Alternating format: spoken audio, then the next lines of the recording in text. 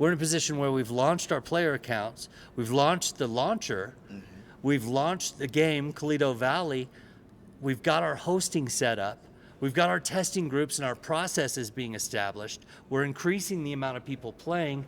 Now we just go in and we add these elements onto Solace. We add these different elements, so we start opening up more and more of the game.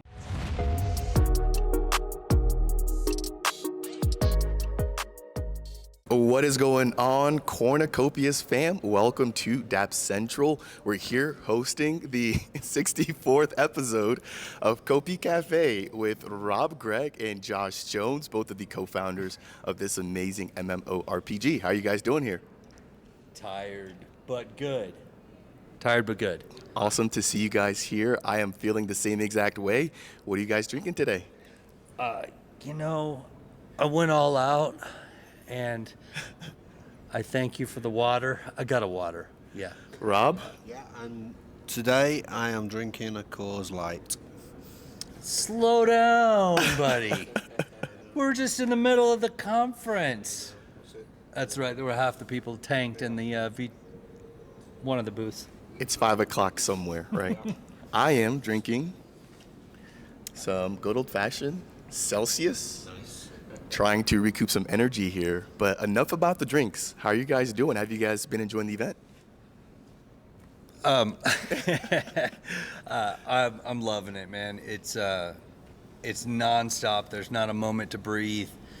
You set out with goals. I was just telling you guys earlier, like I think I've got about 1/8 of what I wanted to get done today, because you just run into people and it's nonstop conversation, and it's great. It's great to see people, to catch up, to see the community that's building, to get time with them. We had a crazy opportunity this morning where Rob and I walked into the center. Rand came up to us, the host of RareEvo, and he said, hey, we had an opening.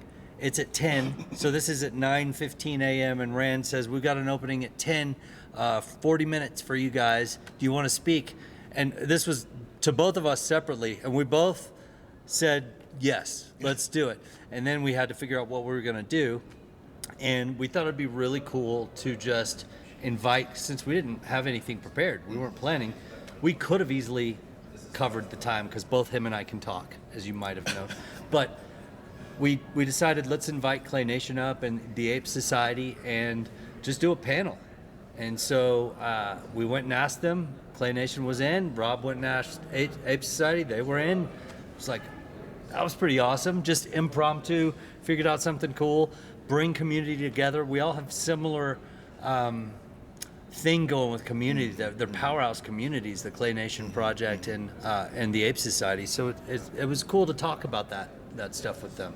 I don't know if you'd add anything to that or not. Yeah, and we roped in Joshua from Late Games. Late Game Crypto, sorry. Yeah, Late Games Crypto. He was the host, the moderator. Yeah, he actually, he when did a we were great job. talking about the plans, he walked up and I was like, hey, can you moderate? Okay, let's go. But then we were at the start of the day, so we're planning our day.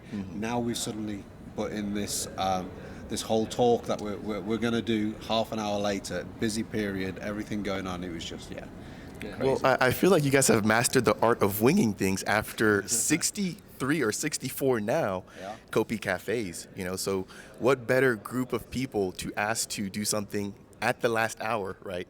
But let's jump into, the experience here. You guys have recently set up your booth. You guys have now put out a new build, but there's also an update to something that was previously released. So do you guys mind maybe touching on the new build, which I believe incorporates mining, as well as Calido Midnight, and what that brings to the table now? Yeah, so it's not only us that work last minute as well, the team do. So it took us 10 hours to set up the booth 2 days ago, and then we received the build at 9:25 in the morning, and the event starts at 9:30. So we'd never seen the build. We had a few iterations as well, but we finally got it working. We've got four 65-inch 4K televisions there, running the game in like say 4K 60 FPS. We have so on one screen we had midnight mode, which was actually linked up to the cloud. So we had that cloud. That was kind of like a backup in case the build didn't work. And then on the other three, we had Calido Valley Resort that the testers are currently testing. That had been slightly upgraded, but we also had a new mining level, and this new mining level was really incredible, where you start off in kind of like the open fields. It kind of reminds you of like Ireland, really, where the Star Wars film was filmed, and then you go through the field, a short walk, you go into the mine, down the mining shaft, and then you can go in these caves that just go on looking for the different veins. Yeah, and I mean, there's not a lot I would add to that, but the mining game was pulled off by our team at the last minute. We really want to release racing, but we're not going to release anything until we've got it at the level that we're comfortable with. And so what we were able to do, while we're still working on racing in parallel, while we're still also working on Solace in parallel, was let's get this, because this was primarily on the art side, and then we pulled in some programmers at the last minute to give the mining functionality, and the animator, we pulled him in at the last minute to do that. And I will say that the team has absolutely killed it. We pulled that mining game, it's almost a full game already. We pulled that off in 3 weeks, and it looks amazing. There's 5 different kinds of ore. There's animations, multiple animations associated with picking up your axe and changing your equipment, picking up a shovel, dropping the shovel. There's the ore identifiers that you could pull up, toggle up on the screen. And there's a whole cave and mine system with audio, the sound effects, everything. There's even bone-chilling screams that occur when you fall into a pit to your death. You hear screams while you're running around in the mine, and that's something that's missing from the conference, unfortunately. We have audio, but it's really loud in there. And so we've got headphones now, and we'll have headphones to make it more immersive for NFTLV. But we have a lot more to release as well at NFTLV, and because I am anticipating some things that we've been working on coming into fruition. But before then, we'll see. But yeah, and I think our testers will be able to test the mining level really soon.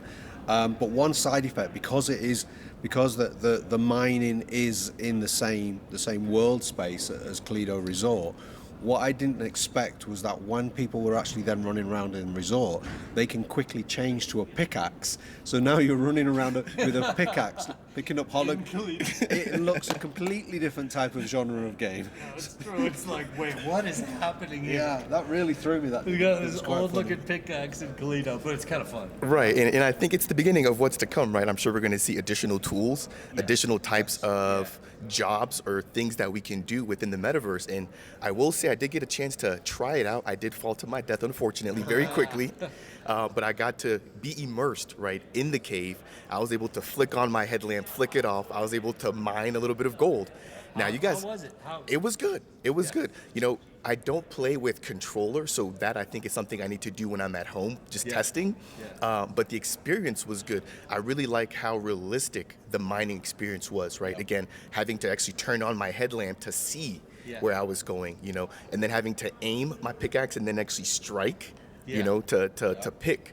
And so seeing all these little pieces of motion and all these interactions that you have to take, you know, really makes it feel worthwhile. It feels like I'm doing something, not just pressing a button and then watching my player do something. Every now and again, some of the rocks fall down on you, and and some of the cave has these big chasms that you have to jump over. And like you've just said, you can now die in Cornucopias. That's new. That is, and it's terrifying. I thought Cornucopias was supposed to be family friendly. The scream is low. You get a message that says mining is dangerous as you're falling to your death. I got that message. Now, I want to maybe just ask a question to the both of you. You know, we've seen the Calido Valley Raceway, at least a sneak peek of it, right? We haven't seen the actual racing portion, but why Calido Valley and what is its importance to you guys? Well, Calido Valley was first of all, there's a metaverse element that we've talked about. We're primarily launching with a game to entertain and build this game, but the metaverse element of bringing in B2B, of people getting in together and doing things together and socializing, that's never something that we wanted to leave behind. And so there's that aspect of it. But additionally to that, launching with Calido Valley enabled us to test so many things that are going to be used in other parts of the game. So like enabled us to test and get multiplayer working, and enabled us to test the replication. It's enabled us to test our servers and get our servers up and our game lift structure. And building the racing game and Calido is a lot more simple than going in and building Solace, all of the programming involved in the inventory systems, the interaction systems, and things like that, that enables us to get something in the community's hands more quickly so they can start having some fun while we're learning. We're testing things that are going to be used in those other areas anyway, so it doesn't really slow anything down. It, in fact, actually speeds things up in a lot of ways that we can get to a more successful launch with adding on Solace. So now we're in a position where we've launched our player accounts, we've launched the launcher, we've launched the game, Calido Valley, we've got our hosting set up, we've got our testing groups and our processes being established, we're increasing the amount of people playing. Now we just go in and we add these elements onto Solace. We add these different elements, so we start opening up more and more of the game. We're building fishing right now. That's in process. We're building mining. That's going to be used in Solace. Like there's going to be mining in various places. So we're now, the interaction systems that we just had to build. Yeah, voice chat. All sorts of things they're going to be used in the rest of the game. So this is just a strategic move we've been able to make that really helped in a lot of ways, and it gets the community involved a little more quickly. And it was kind of planned up front. We originally set out in the Wikipedia that we were going to have a starter island, somewhere to go and learn the basic elements of the game. So I think that's now naturally evolved into Like that shirt over Calido there. Valley. Sorry. Cornucopias shirt walking by. I had to call it out. I'm sorry to interrupt you. No, yeah. So we've actually removed the starter island from the wiki, so it's one less page to reach. But yeah, I think the starter element now will more likely be Calido Valley. Yeah. Awesome to hear, and I love the approach you guys are taking, right? A piece by piece, iterating and building on top of things that have already been gradually tested. And as you guys mentioned, you guys are opening this up and adding more OGs to really get their hands dirty and provide you guys with as much feedback as possible. Yeah, and we'll be building farming as well. That will be seen as well within Cornucopias Labs, which is also part of the Valley.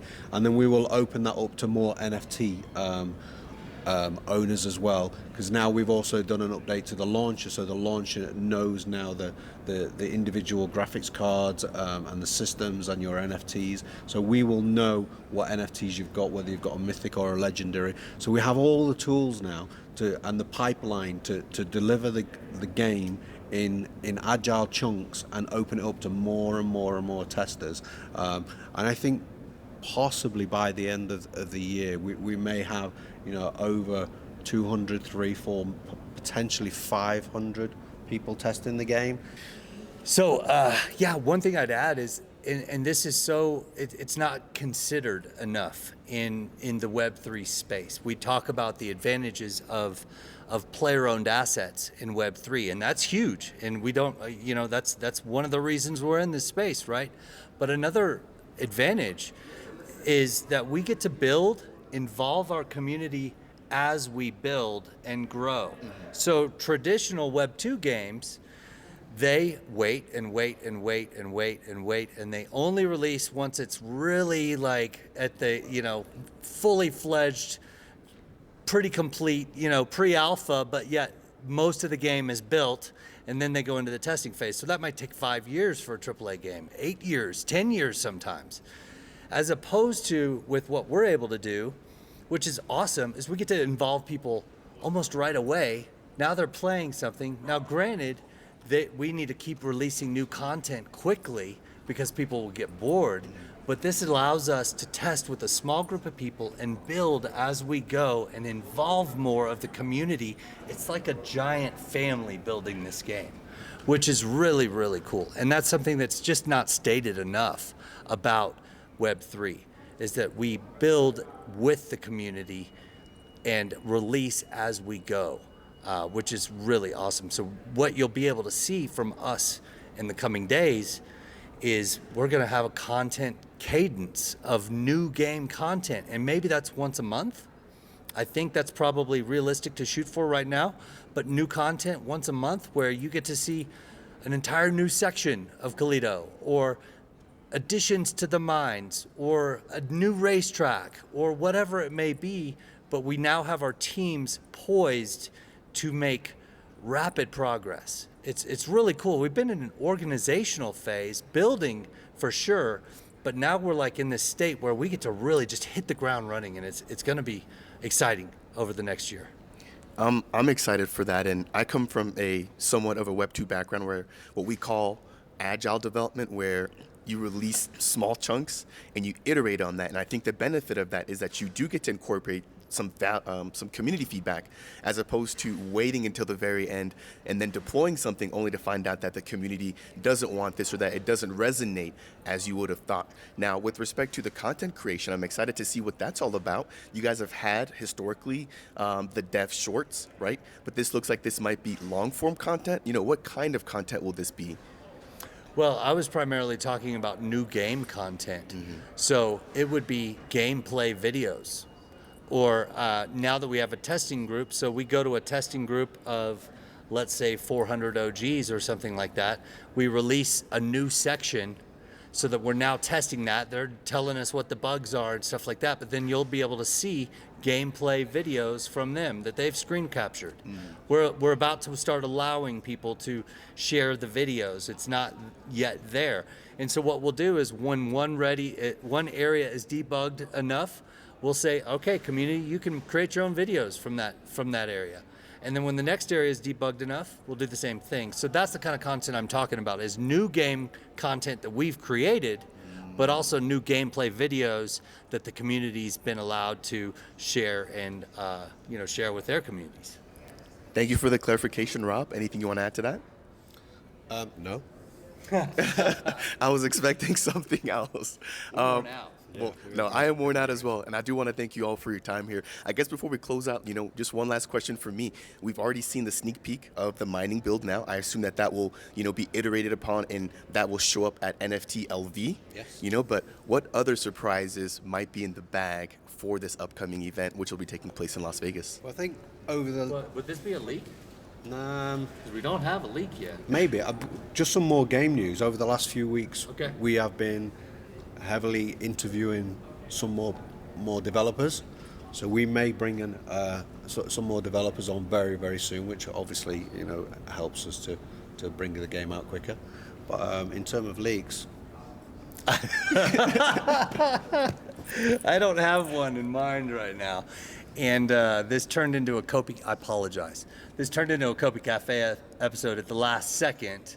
We were really going to be doing some content to support your channel and what you're doing, Fareed, which is really more what this is about. But then we kind of co-opted it, and now we've made it a Kopi Cafe and content for you. So This whole episode is a leak. okay, that's a great justification, but Nobody has seen these socks before. those socks are a leak. Okay, wait, sock leak. I also have some happy socks. I have some happy socks on as well. Socks, yeah. Mine are less colorful, but they're still happy socks. I like those. All All That's right, nice work. the leak. We wear happy socks. There's plenty to leak, guys, but we didn't come prepared with one today.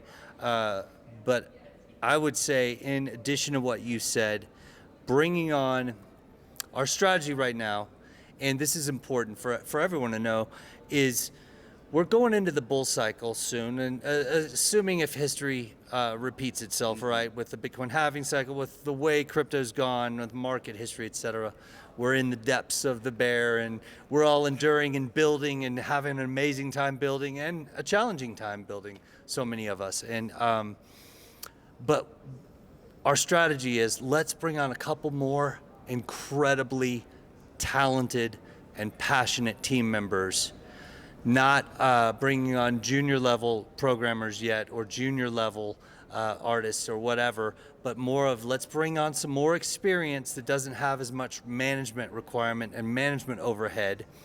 We know that we can put them on X, Y, and Z and build quick and remain nimble and get as much as possible done prior to that next bull cycle, because, and I say this with humility, and it could sound arrogant, but like I believe in setting high goals. And we want to shoot to be the #1 crypto game. And now it's a subjective opinion, but the #1 crypto game by the next bull cycle. And how you evaluate that and what you say, there's our friends at Clay Nation, yeah! How you evaluate that and what you know, that's totally subjective. But like in my mind, if you're gonna do something, go after it and do the best possible job you can do. And hey, if we miss that mark, fine. But at least we shot for the freaking top. You know what I mean? And so we're gonna remain lean and really go after this. And the team's fired up, we're excited. If we miss, okay. But we did our best to get there. And you know what? If we did get to #1, we're not gonna be going around screaming we're #1. We're just gonna keep building.